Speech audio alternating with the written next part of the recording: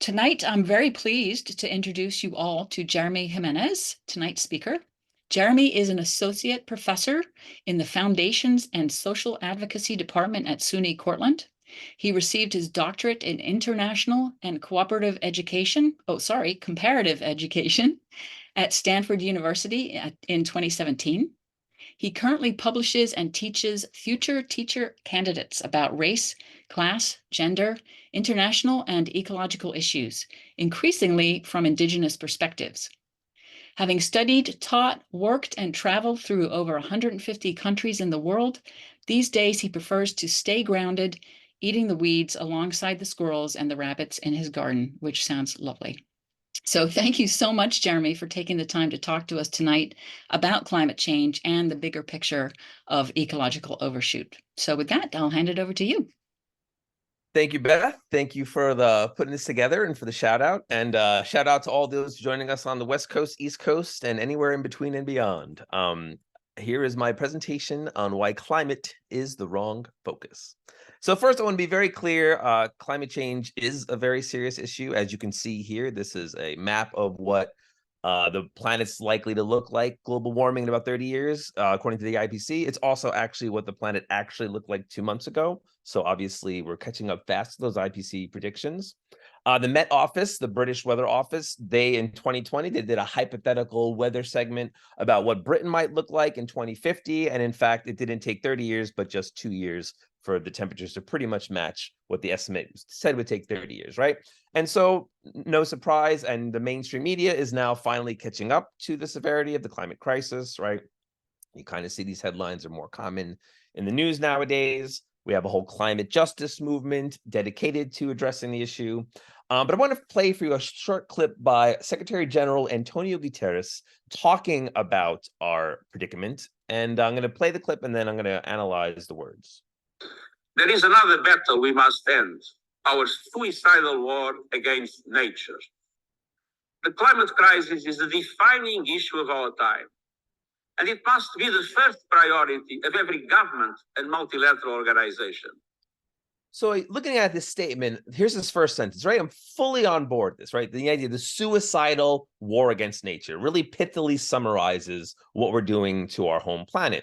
But then he pivots right away to this sentence. The climate crisis is the defining issue, the first priority. So he goes from this essentially huge ecological mess we're in to this very narrow problem. And this presentation is kind of trying to find out, why do I think that's happening? What are the reasons and what are the consequences for this common shift? So when I first introduced you a concept, what's called the planetary boundaries, this was by a lot of scientists. Probably the most well-known is Johan Rockström and the Stockholm Resilience Center. And essentially what they are is it's a system to assess our planet's capacities to monitor and surveil and have a healthy global ecosystem, right? And so my first question, and for questions, you can either shout them out or you can type them in the chat. How many of our planetary boundaries do you believe are currently threatened?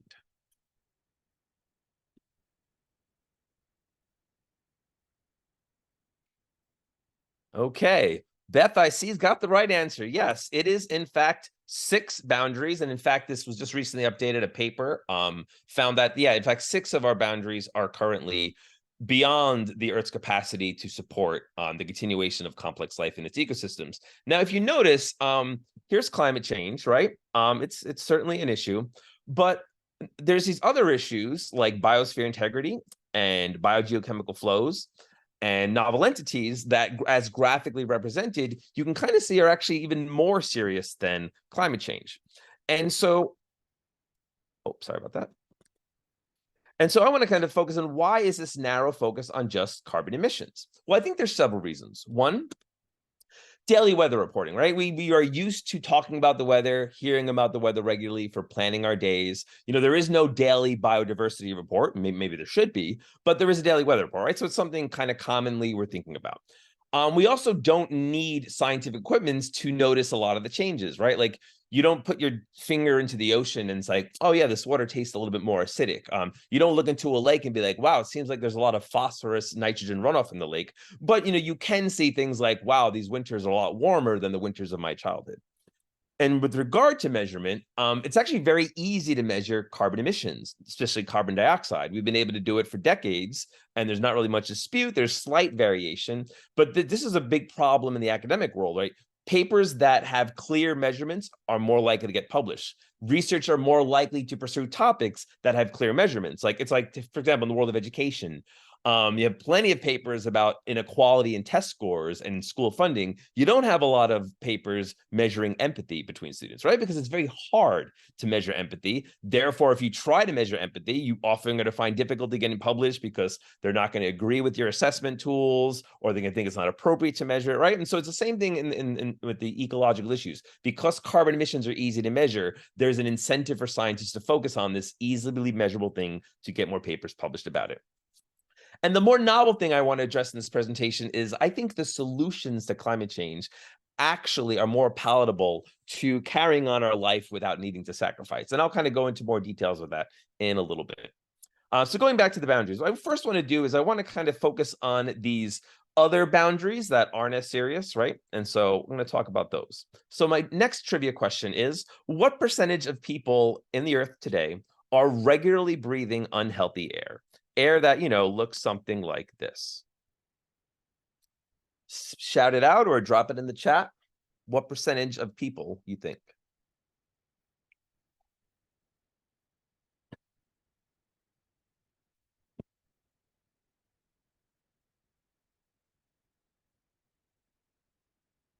Okay, I see 70, I see 60, pretty good. Yeah, it's actually 91%, right? So the vast majority of people, we are in a relatively privileged place where for most of the year, we have quite healthy air compared to the rest of the world, right? And you take, for example, here is a chart of India. If you remember the bad wildfires from this summer in the East Coast or from many other summers in the West Coast, often the worst days are somewhere in the 400s, but there's parts of India that are routinely in the 999 range, which means it's actually much worse than that, but the machines can actually measure, right? And there are consequences of this, right? We're talking about life being shortened 3 to 5 years because of it. And the death rate from air pollution is actually higher than AIDS, tuberculosis, coronavirus, and malaria combined, okay? Another issue is ocean acidification. Marine ecosystems are precipitously declining. There's a lot of reasons for that. One of them is the rising sea temperature, right? It makes, when the ocean absorbs more carbon dioxide, it becomes more acidic, throws off species' ability to form shells, and they have to migrate because they're not used to it. It kills coral. There's also overfishing, right? We're no longer just have people on a boat throwing in a rod to get some fish back. We have these industrial trawlers that literally just massacre whole swaths of the ocean floor, to pull up fish. And of course, plastic, right? It's estimated that in less than 30 years, there might actually be more plastic by mass in the ocean than fish, right? So these are all serious ocean issues, leading some to speculate that perhaps 90% of all sea life could be headed towards extinction in about 25 years, right? Another issue is land system change. So another trivia question, human manufactured products, all the things humans have made and use today, including the waste, weighs more than all trees on Earth, all plants on Earth, or all animals on Earth. Take a guess.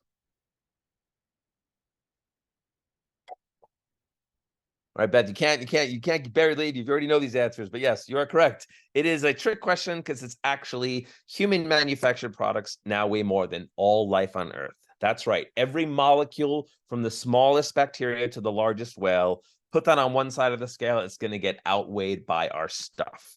And increasingly, our stuff we're not even using anymore, right? The ratio of stuff is increasingly more waste. And that, of course, includes the waste we can't see. A lot of the toxic materials that kind of seep into the water, into the groundwater, into the soil. Another issue is fresh water use. 2/3 of people around the world are currently living in water stress. 2/3 are going to be facing water shortages within a few years. And in a place like India, it's believed that within 7 years, half the population may not have access to running water. Okay. So now I think you would agree these are all pretty serious issues, right? That these are kind of very worrisome, but these are actually the least concerning ones of all the problems today, right? So that's where we're at, where these serious issues aren't even the ones that are considered yet that serious for threatening our biosphere, which moves us on to the big three, the most threatened boundaries. And I'll start with the concept of novel entities. So novel entities is just basically another way of saying manufactured contaminants, right? It's all the various toxic substances that come from industry. You recognize a lot here from the EPA, formaldehyde, mercury, lead, asbestos, PFAS, etc. And what's a sad thing to kind of come to terms with is you can't actually teleport anywhere on Earth right now that doesn't have some trace or evidence of toxic materials produced by industrial society. If you go to the top of Mount Everest or the bottom of the ocean, you're going to find them also inundated with these toxic chemicals brought to us by modern industry. And if you notice here, going back to the planet boundaries map, you see it's kind of fuzzy, right? It's not as kind of clear as the other ones. And that's because we don't actually really know how bad these things are for us yet, because some of these things are relatively new. We speculate they're really bad. In fact, some, for example, Shauna Swan published this recently book, How Our Modern World is Threatening Sperm Counts, Altering Male and Female Reproductive Development, and Imperiling the Future of the Human Race, right? And I haven't read it, but I understand, she largely speculates as well that it's a lot of these various chemicals in our environment that are causing these health impacts we haven't yet fully appreciated how they're impacting us. Okay. Next very serious one is biodiversity loss. Obviously, some animals are dying directly as mass killings, right? But a lot of it more is a habitat loss. So take here, for example, a forest, right? Let's say you're building a road through a forest. Now, I'll ask my students, like, what are the ecological environmental consequences of this, right? And many of them will be able to say, like, oh, you killed the trees, and the trees were habitat, and maybe animals die when they cross the road. And yeah, that's all very relevant. But is maybe not as obvious as by putting a road through a forest, you've actually completely destroyed the ecosystem, all parts of it, not just where the road is. And that's because the species on one side can no longer fully interact with the species on the other side. And therefore, you've actually reduced the population and thus reduced the genetic diversity within it. And so you have a net loss of genetic diversity and biodiversity every time you disrupt an ecosystem with the road. So you can't just narrowly look at the road itself. You actually have to look at the entire surrounding area as being disrupted. And so what are some of the consequences of this? Well, if we look at the latest World Wildlife Report, there's been a 69% loss in wildlife in the past 50 to 60 years. And it was just 52% not even 10 years ago. And that's a regional average. In some places like Central South America, it's 94%. 1 billion animals died just in the 2020 Australia fire season. 3 billion birds died in the US, Canada in the past 40 years. Some species as high as 75%. Pollinators are disrupted everywhere. In Germany, it's measured to be between 75 and 80%. They also speculate it's like this across the industrialized world. And in places like Puerto Rico, it's actually as high as 98%. And you might notice it might be a coincidence, but the relationship between the bird loss and the pollinator loss, right? It could be that as you lose one, it could be a large explanation of why we're also losing so many birds. Now, so people will speculate, all right, well, we've done a lot of damage, right? But Earth's resilient. How long will it take Earth to fully bounce back and purge all the toxins that we've laid on the planet and species no longer impacted negatively by human industrial development? Okay, take a guess. Shout it out or drop it on the chat.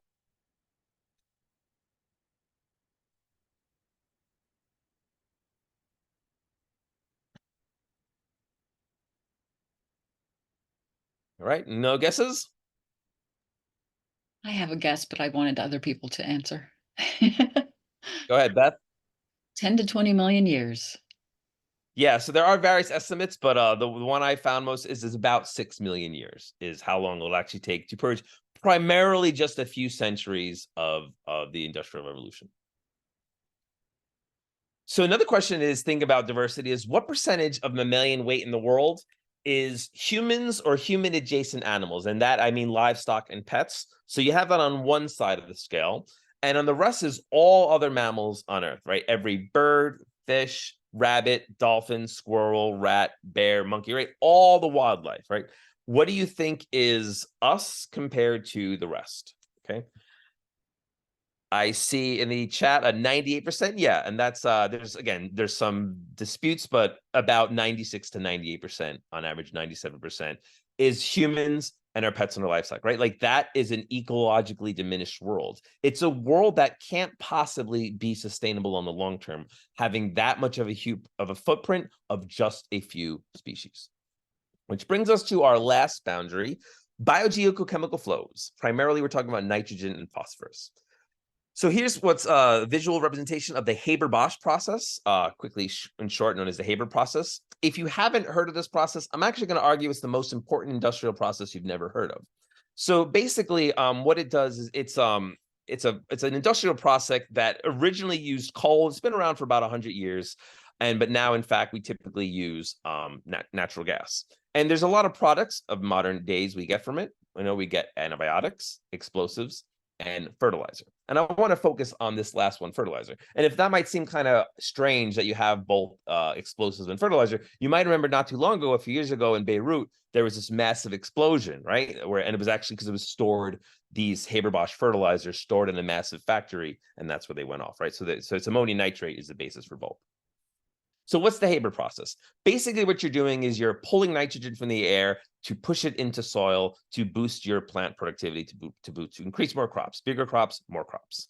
And it essentially replaces natural methods, right? Like people have known for thousands of years how to do this naturally. You do it with cover crops like clover or beans. You do it with adding compost. You could add your own urine, preferably a little bit diluted, right? So, but what it does is it does it quicker and at a larger scale. And so that's kind of why they did it. They didn't want to wait for the natural methods and the slower methods. They wanted to kind of, nope, quickly do it, get the process. But the problem is, well, one, the Haber process is responsible for about 1.3% of global carbon emissions, right? So it's a very fossil fuel intensive process. But it also destroys the biodiversity of the soil because essentially soil needs things like nitrogen and phosphorus to be naturally created by the complex interaction of microorganisms with the fungal networks, et cetera. And when you just kind of pop in these industrial fertilizers, you disrupt that flow and you tend to kill the soil on the long term. And I use the example of like bodybuilding steroids, right? So like imagine, and because a lot of people say like, well, we've been growing food more and more every year. The doomers are wrong, right? Food growths keep going up. Well, a steroid user might say the same thing, right? Like, I don't know what you're talking about. I've been using steroids for a year. I'm seeing all this tremendous growth. And that's essentially been our soil productivity, right? Like we've seen this growth, but it's a short-term growth because we all know if you keep using bodybuilding steroids, you have major health impacts, in fact, could result in your death. And we're starting to see the same thing with our soil. Here's a map of soil erosion in 1990. And here's a more recent map from 2016. I tried to find the same colors. I couldn't, I searched a lot. I couldn't find the same colors, but you get an idea. And I actually pointed here with these arrows, you can see, here's some of the areas where soil loss either went from no problem to a moderate problem or a moderate problem to a serious problem. And it's not just the soil too. It's a lot of when you have these industrial fertilizers leach into local lakes and rivers, it kills off all the marine life routinely. This is especially a bad problem in Florida, but it's also been noted up here where I live in upstate New York as well. And you have to think about food production, right? To meet the increasing demand for a growing population, we will need to produce more food in the next 40 years than has produced in the previous 8,000 years. Now, as optimistic as you might be, it's really hard to imagine that that's actually possible, especially when we appreciate what the Haber process has already done. Here's actually, I think, one of the scariest charts I'm going to show you today. You see the world population is now about 8 billion. And you see about half the population in the world is eating because of the Haber process, right? Is eating calories that were generated by the nitrogen boosting, phosphorus boosting potential of the Haber process. So here's a serious dilemma, right? Which almost nobody's talking about, which is much more serious than a lot of things we are talking about. Half the population can't eat without the Haber process. But as I said, the Haber process is killing soil and has high carbon footprint emissions, right? So we have to somehow address this by weaning ourselves off the Haber process as we also lower our population to get to the point where we are no longer reliant on it. Because even if we don't wean ourselves off, eventually the natural gas is not going to be as available, or it's going to be too expensive, and it's going to make the Haber process itself more expensive to use. And of course, we're starting to see signs of the food. And a lot of times it goes right to blaming Russia for the Ukraine war. And yes, that's certainly a role, but it's beyond just the Russia-Ukraine war. The issues we're starting to see with crops, because it's not just that region, right? It's all over parts of the world. We're starting to see these declines in grains and the also adjacent costs of like households being able to afford them. Okay, so you hear all that, all these serious issues. So why all the focus, often exclusive focus, on climate change, right? And so I addressed some of them earlier, but the one I want to focus on now is that many climate change solutions really led us to go on business as usual and not seriously change our way of life, right? Because in general, climate change solutions invite more. It's all about doing more. Consumer products. One of the most absurd things I've ever seen is a Earth Day ad saying that buy an electric SUV as a way to celebrate Earth Day, right? Like that's this kind of mentality that this delusion that that's somehow a positive Earth Day thing to buy another massive fossil fuel created vehicle. More remote learning technology, so people don't have to live at a college campus, they don't have to drive. More energy infrastructure, grants and patents to develop new tech solutions, tree farms to replace cut down forests, right? It's all about buying and selling and inventing, do, right? That's what climate change, a lot of these solutions are focused on.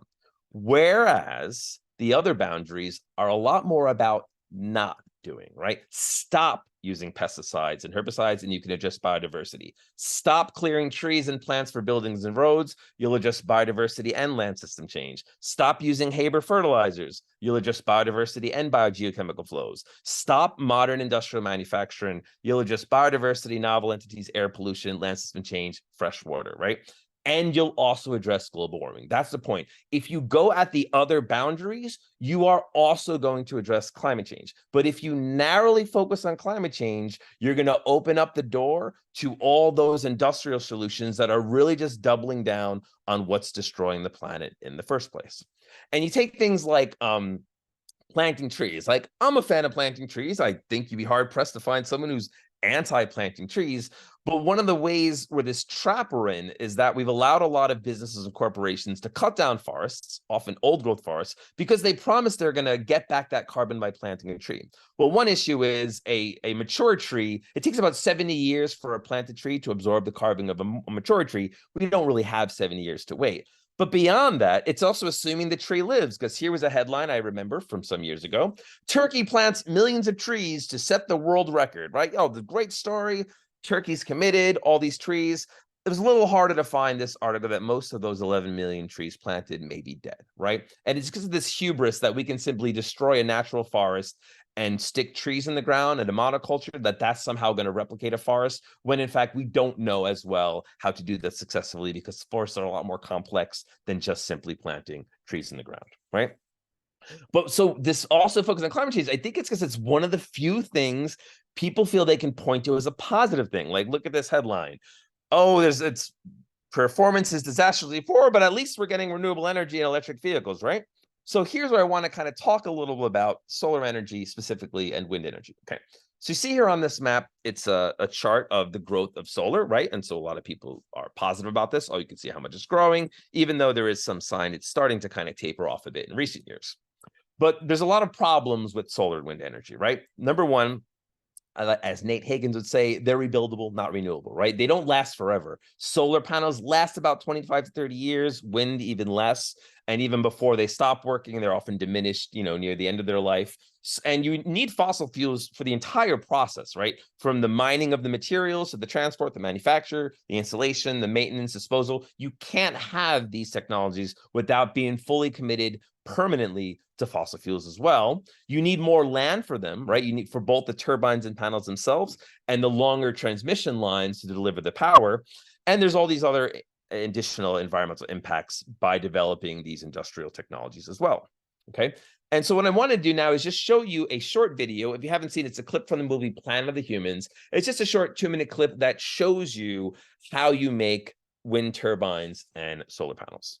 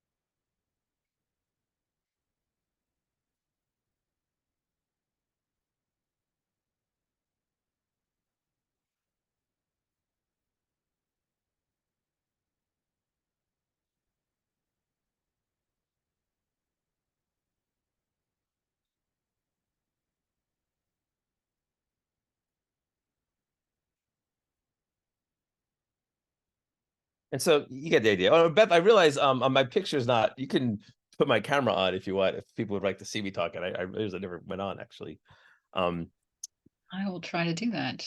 So as that video shows, is that environmentalism or is that a suicidal war in nature? To me, it's pretty clear which one it is. And you see these images everywhere, right? These images of the windmills and I see them. And I still feel positive when I see these things, even though I know they're like propaganda, right? Because what you don't see in these pictures are, of course, the windmill and the solar panel graveyards, right? Like this is, in fact, just about an hour west of where I live, driving to the western New York, are these kind of graves. Most of these materials are not recyclable, or the parts that are, they're so expensive to recycle that it's not even worth it to recycle, right? So there's all this waste generated as well.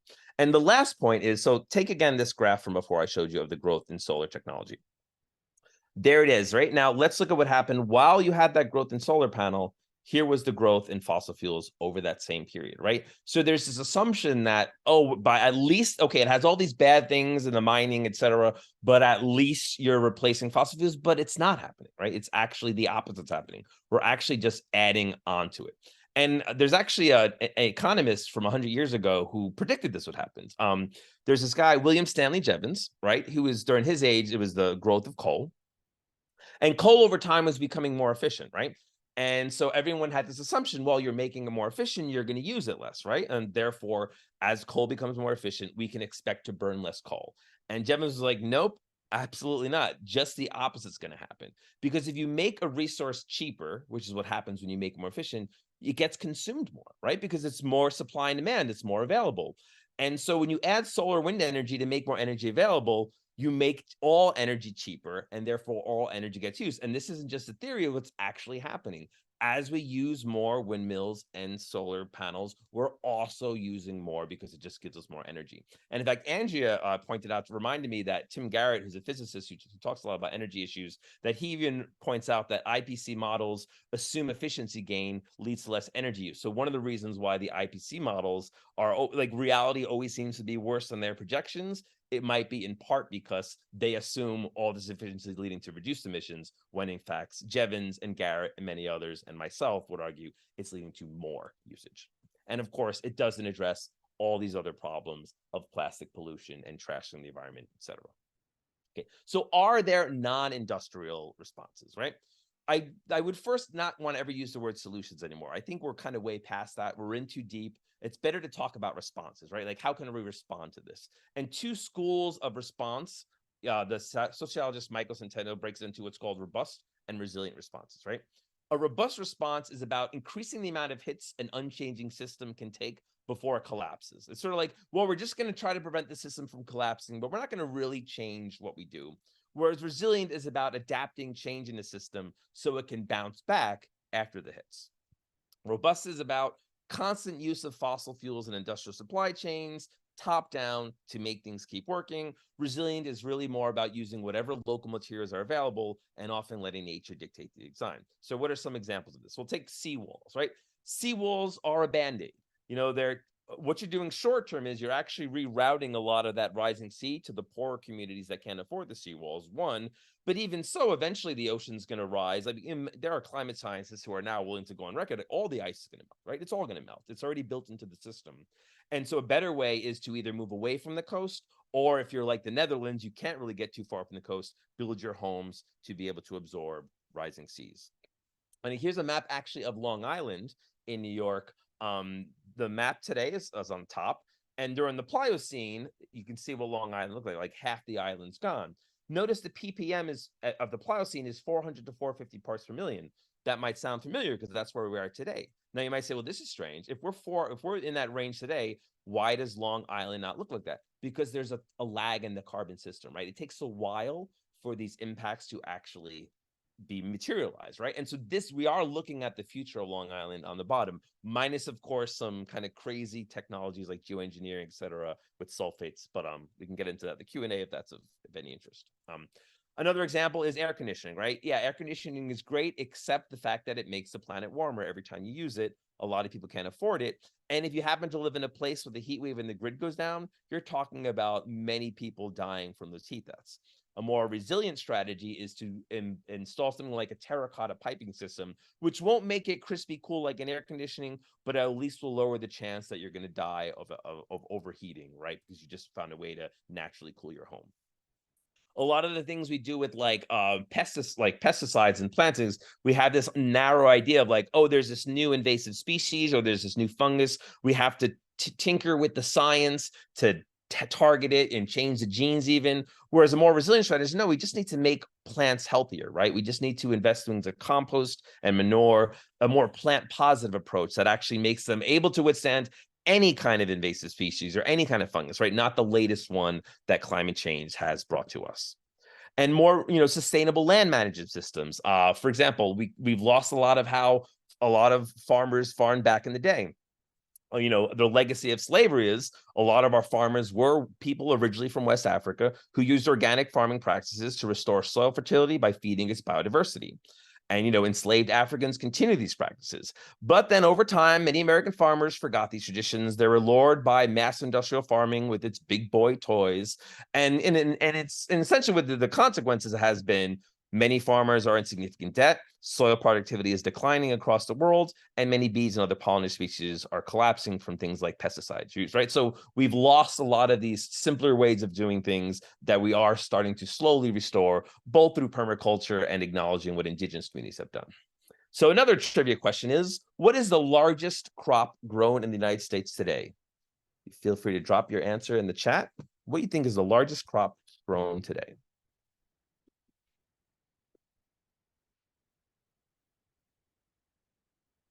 Okay, I see corn. A lot of votes for corn. There we go. You got it, Carl. It is the golf course lawn, otherwise known as an ecological disaster, right? So Americans have this ideal to, for some reason, want their lawn to look like a biodiverse nightmare, right? Where they essentially killed off all the biodiversity. And that's actually most of the investment in crop growing is this green grass lawn, right? And so there are some of these very simple things, bad habits we've developed. Partially, the fossil fuel industry has kind of encouraged these norms and these cultural habits that we could easily let go of to restore more biodiversity to the places where we live. Some more images about that. And of course, there is a movement towards rewilding as well, kind of allowing more spaces to kind of allow this diversity of flowers and plant growths to kind of restore native ecosystems. Okay. So in short, rather than ask the question, how can we replace fossil fuels with renewables, right? Which is what so much of the current conversation seems to be, is really more about how can we prioritize our community of life, right? There was this French writer, François Renaud de Chateaubriand. He once said, "Les forêts précèdent les civilisations et les déserts les suivantes." And what that translates is, forests precede civilization and deserts follow. And you can see this in so many places around the world. And I'll give one of the more famous examples. Here you're looking at Nineveh, Iraq, right?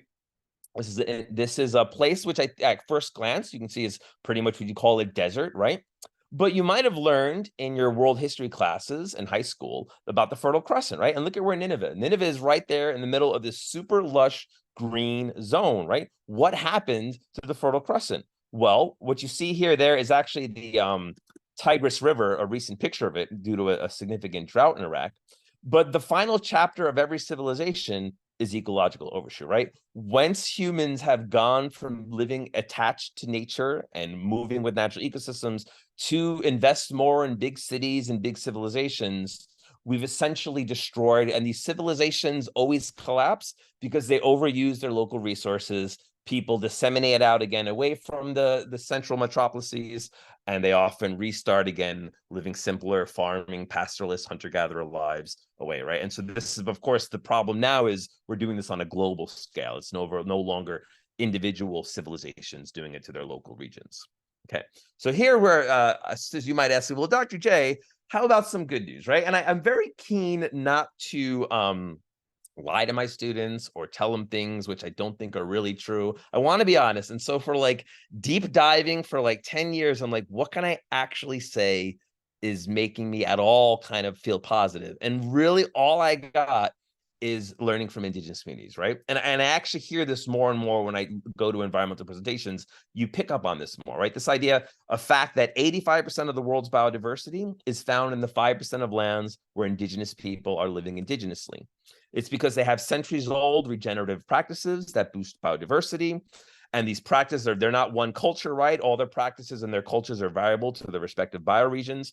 Now, and some might say, well, yeah, but didn't they sometimes overuse their resources? Absolutely, right? It's what all species do, as William Canton pointed out in Overshoot. All species will overuse their resource base.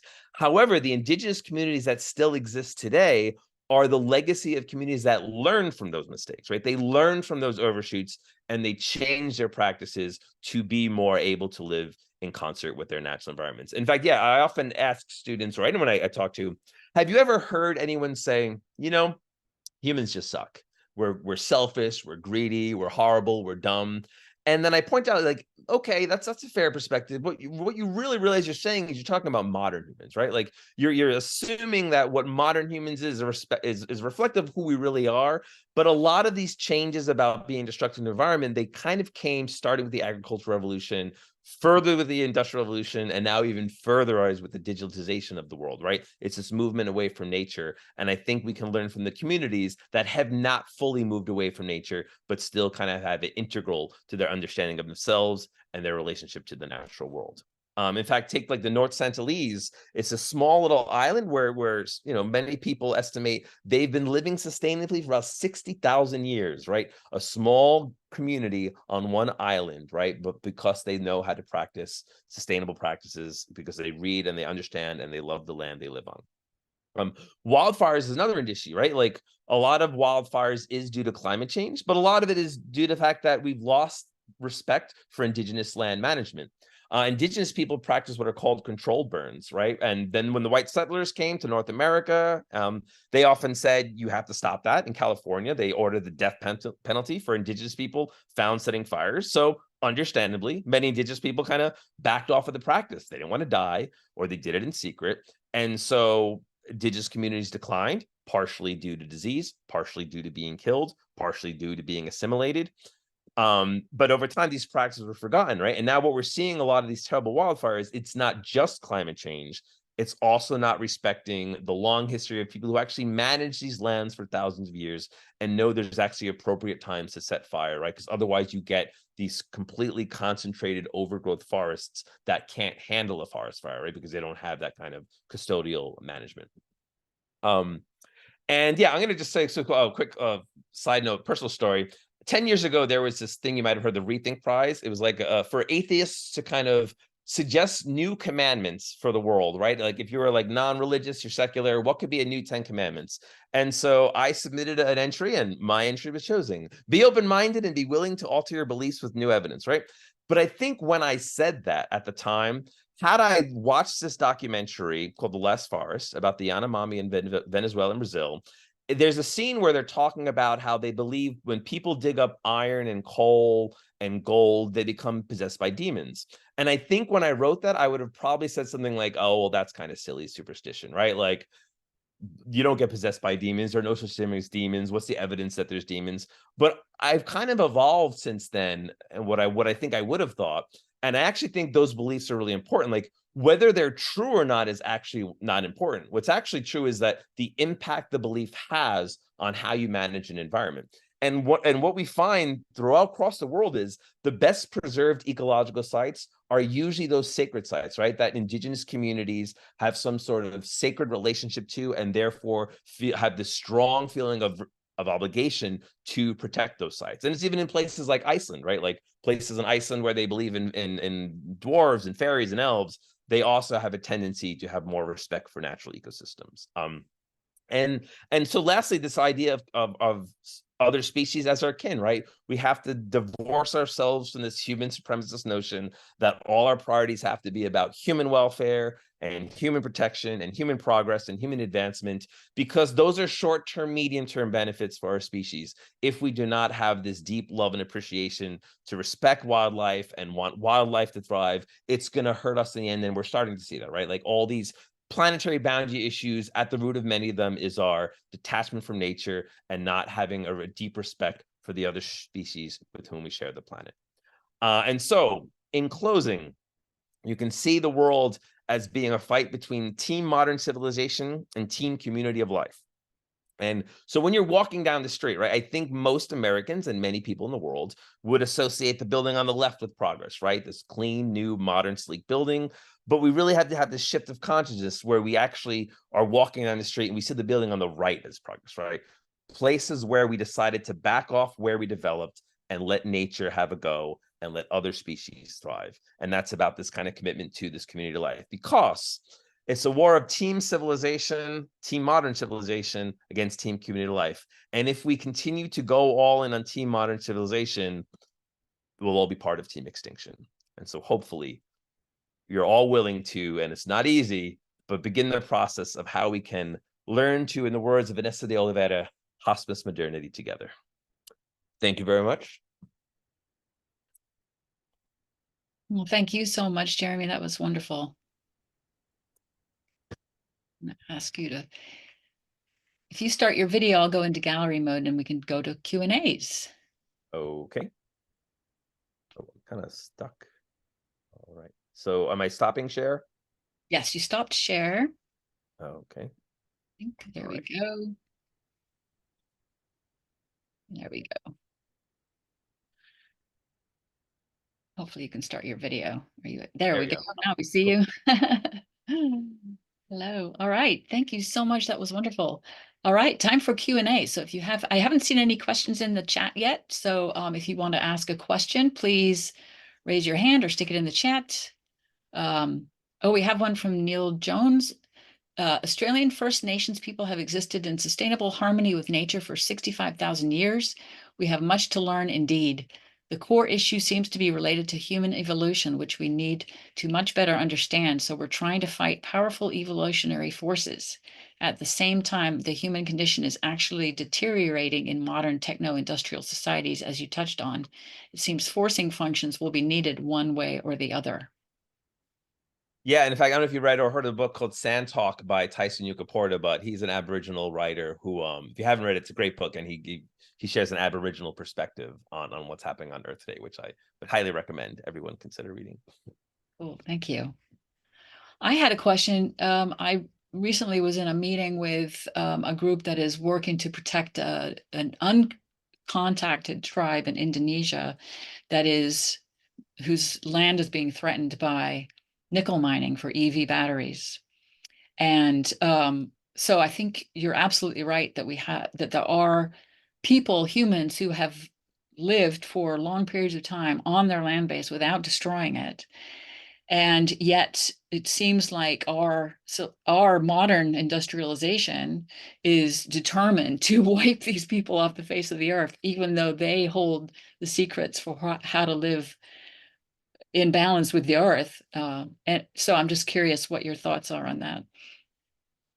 Yeah, exactly right. And that's typically been the history, right? Like it's insane in the United States. I think Max will probably talk about this in 2 weeks, but like a lot of the materials for the EV batteries are in indigenous communities in our country, right? And so the race to promote these technologies, not appreciating that it's not your backyard that's getting devoured by these toxic mining processes, but by people you're not seeing, and especially indigenous communities in different parts of the world. That and I think that's just it's so obvious, so apparent. They've been rightly protesting about it and all across the world, but especially at least in this country, you don't have to generally worry about being killed when you protest. But unfortunately, a lot of indigenous activists from places like Colombia to Indonesia to Mexico to Brazil are routinely murdered for voicing this. So it becomes even more of a serious threat to indigenous communities outside in especially particularly non-democratic countries where violence is quite rife.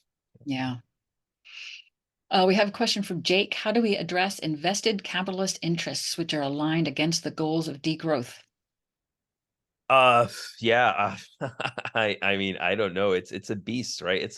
Where before Beth and I were talking about how, right, it's like, especially there's this alignment between the public and the private sector, governments, corporations, to just be fully committed to this devouring. I'm not fully on board capitalism being like a large root of the issue, but I mean, I even think though, like the Soviet Union, right? Like the Soviet Union was not a capitalist ideology, but the Soviet Union was absolutely monstrous in their devouring of their native ecosystems, from the Aral Sea to the Lake Karachai, the whale massacres, right? Like, so yes, capitalism is the issue, but I think the larger piece is this industrial, and obviously they're tied together, right? Like they grow together.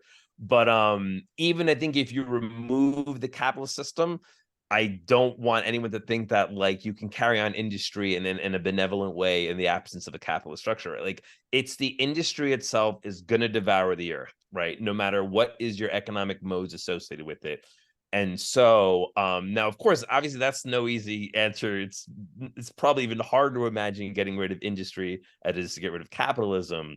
But I think it has to be that two-pronged strategy of not just thinking about things like financial regulation and taxing corporations, but just really going at this idea of industrial modernity, right? Because like that's the beast that's actually physically doing the devouring.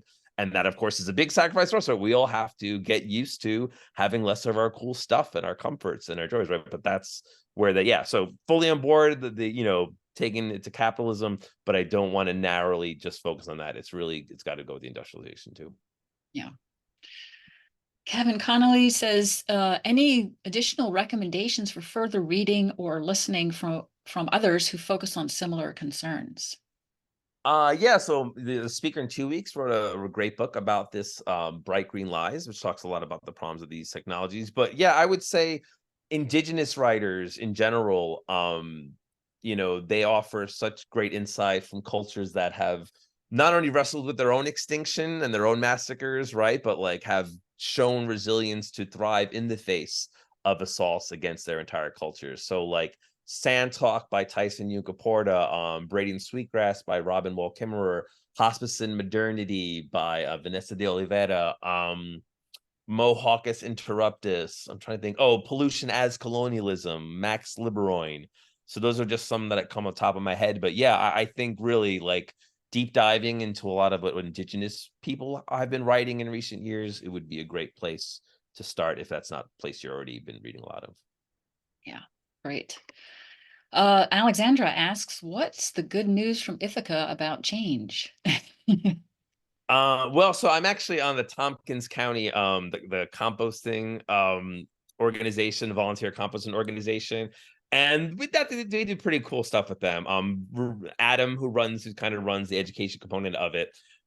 We do workshops. We like, whenever there's any kind of like festivals or fairs, like we have a table there. We go to all the music festivals. I do outreach to schools and people, and it's a free program for anyone in Ithaca. They can kind of learn about composting. You become a better composter yourself. You can tell your neighbors and friends about it. And like, why I'm so particularly passionate about composting is like so much of the conversation is about like limiting doing bad stuff, like, oh, I'm gonna drive less or fly less, right? But like if you drive or fly less, someone else is just gonna use that oil, right? It's a global oil commodity. Not that I'm saying you shouldn't try to reduce your usage of it, but a lot of people focus on I'm gonna reduce my doing of the bad things, but that again, someone else is gonna pick up the slack on that energy use. Better to really focus more of our energy on positive things like regeneration, and like composting is that. Composting is no matter what anyone else in the world does, if you invest in composting and wherever you live, you are increasing biodiversity in your own soil, right? And that's a net positive. And so Ithaca does a lot with that composting commitment and programming and the collection. So like that's one positive thing. I actually don't live in Ithaca. I actually live in Cortland, but I frequently am in Ithaca. But yeah, that's one thing I say they do. Cool. Yeah, love composting. We have a question about overpopulation, and Steve says that the discussion of overpopulation has been dropped from Overshoot in mainstream environmentalism since the 70s, and it is an incredibly difficult thing to talk about. What are your thoughts on that? Yeah, in fact, I had a few slides about it, but then just because of time and space, I decided to cut them. But no, yeah. I think a large part of it. Well, part of it is so is what's his name? Oh, off the top of my head, who wrote the population bomb? Oh, Paul Ehrlich, right? Yeah. Like he predicted a lot of these issues, but then came the Green Revolution, right? And the fossil fuel fertilizers, the Haber-Bosch process, all these things managed to like postpone our reckoning. But I think because he was like wrong then, a lot of people were like, oh, well, Paul Ehrlich was wrong in the 70s. We're just fine. Not realizing that, like, well, even a Norman Borlaug who invented, who was largely associated with the Green Movement, he himself said, like, this is a stopgap measure, right? This is a couple decades. This is not something we can keep doing, but we ignored that. So I think that's part of it, as like we were pacified when we dodged a bullet in the 70s. But I think a lot of part of it too, especially for like academics and professors, like stay away from it, is like, obviously there's a lot of racism, right, with the overpopulation issue. Like a lot of the mass shooters in their manifestos, they're talking about targeting people of color. There's forced sterilization, not of people living in Europe, United States, but in like India and Asia, right? All the population control, the policies that was happening in Asia, right? We never implemented them here. So I think there's a lot of racism inherent with overpopulation, which makes people hesitant to talk about it, because they just even say it, they feel like they're going to be labeled a racist for even bringing it up. But that's unfortunate, because clearly, like, anyone it's the slide I pulled away, but you look at that population graph, right, of just how our population just skyrocketed since the development of coal and then oil and then natural gas. It's clearly not sustainable, right? And especially when you consider like half the calories are reliant on the Haber process, like many billions of people are going to be either starved to death or be chronically malnourished in the decades ahead in the century, because we haven't said anything about like we all need to be limiting our size and limiting our consumption, right? It is both the population, right? The average American family is much worse for the environment than a rural village in Mali, but nonetheless, even the people in rural Africa are still cutting down trees, right? And so we do have to have this willingness to address population. And actually, Bob Jensen wrote an interesting book recently where he even takes it to a whole other level. He says, like, yeah, maybe we also have to not be so keen on living so long, right? Like this whole idea that we all have the right to live to be 120. Like, well, maybe that's something, we don't have to just look at it at, total number of births, but in addition to that, like, he's not recommended, I'm not recommending mass suicide or anything like that, but just simply this idea of doing everything we can to extend human life as long as possible. And it's an ecological issue too, right? Like, for example, vaccines. I don't mean to weigh into that whole controversy, but just the fact that how we develop vaccines are often by pulling like 100,000 horseshoe crabs out of Chesapeake Bay to test them to extract their blood. The industry estimates maybe 30% of them die, probably a lot more die when you put them back to the ocean. It's certainly not pleasant for them, right? But it's just this notion, well, no, human welfare is all that matters. If the vaccines make us live longer, who cares what we do to other species? And that consciousness needs to change, right? And so, yeah, so that's, yes, it's important to talk about. And but I think some of those issues and controversies are why the people are hesitant to talk about it. Yeah, absolutely. Max has his hand raised. Max, do you want to ask your question? Sure. Hi, Jeremy. It's good to meet you, and thanks for the really fascinating and well done talk. Really appreciate it. Thanks, Max. Yeah, and I know I'm going to be talking about this in a couple of weeks in terms of solutions, but I'm curious because you touched on a bunch of different pieces, and obviously it's a huge question. But you mentioned, that you like to encourage people to focus on positive solutions, on building an alternative. I'm wondering if you could just expand a bit more on where you direct people to focus their energy, where you encourage your students and people you work with to focus their energy, and where you see as some of the most important areas to focus political and community efforts on in coming years and decades. Yeah, so I certainly look forward to what you have to say on this matter in 2 weeks. But yeah, I would say from a point of view of the teacher, I give this presentation or a version of it to my students, and I really get them to challenge this human supremacy notion, right? And challenging our culture, these things we take for granted, like that the grass lawn is an ideal we want, and that it's something we should aspire to. So it's that, like, really taking the time to build their appreciation for the community of life and appreciating other species. And when I feel like I've cultivated that, then starting to introduce, okay, like now if you understand the importance of other species and their right to live and their right to thrive and our relationships with them and what we can learn from indigenous communities about their relationships to their natural environments, that's when I start giving them more concrete things like, oh, here's some basics on composting. And okay, you live in an apartment, well, you can still do worm bin composting, right? You can do like these micro things in your own house. You can be an advocate for your community. I'm on the Cortland Environmental Advisory Committee, and we pass no mow May in our town as a way to kind of like encourage people not to so frequently mow their lawns, so they can give time for the pollinators to rebound in May and such. So yeah, so it's kind of like that, really first setting the foundation of that like deep love of nature, like kind of moving away from the negative and the judgment and the blame and getting caught up in that, right? Like that negative energy, and just kind of like, yeah, identify the problems and understand that like wealth inequality and our tolerance for narcissism are like the roots for a lot of these problems, but not to like just get caught up in the anger and the shame and the blame, because that's going to eat away at you, and it's going to kind of take away from your capacity to love and to work with others, right? Because if you're so focused on blaming a certain political party or people, like you eat away at your capacity to empathize with their perspectives, your capacity to teach them, your capacity to learn from them. So yeah, it's a bit of a long-winded answers, but I guess that's how I see it. Thank you. Thank you. All right, we had another question from Katerina. What's the point of being aware of this, lecturing about it, if the predicament is so insurmountable? Yeah. Well, I would say in part we owe it to young people, right? Not to lie to them about that the futures that we were promised and assumed we had for modern industrial world is going to be available to them, because the younger you are, the more likely you are to be experiencing the serious negative ramifications as things start to fall apart and we really hit the wall with all these ecological issues.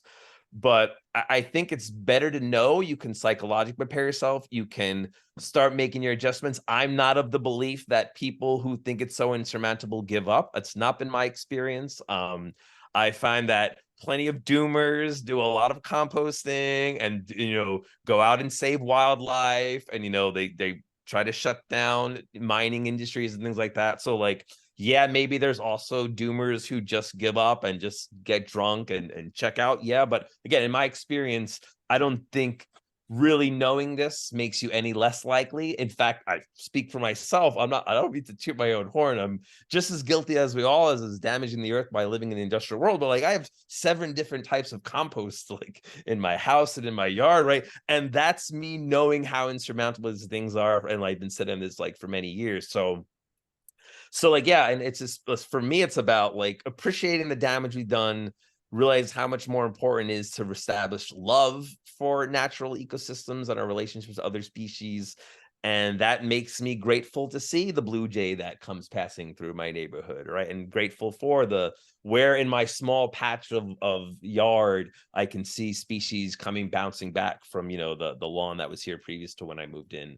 So, yeah, I think it's better to be honest and than live in delusion, even if that's temporary. Because I feel like even people who don't know these details and don't generally obsess about it, like there has to be on an unconscious level, like they know, right? Like I think you can't avoid the headlines, you can't avoid the things you're noticing yourself with like weather changes, and like if you don't honestly sit down and let yourself grieve about what's happening to Earth and what will continue to happen to Earth, like then it's gonna be very tempted to do things like drug addictions and gamble addictions and porn addictions and video game addictions, and name all your ways to numb yourselves out, because like you haven't taken the time to sit with it. And like we're the worst. I mean, I've traveled a lot. Like Americans are the worst at dealing with grief. Like, I mean, just look at how our language evolved, right? Like nobody dies anymore. They pass away. And even pass away sounds too hard. Now it got changed to past. So it's just like, yeah, it's like sitting with this stuff is a way of like dealing with death, right? And like acknowledging death and restoring the natural role death has in our life, and not try to always avoid seeing death in your yard by making a monoculture lawn. And so, yeah, that was a bit of a again, another long-winded response, but I hope I gave you somewhat of a useful way to consider it. Yeah, I like that. Any other questions for Jeremy?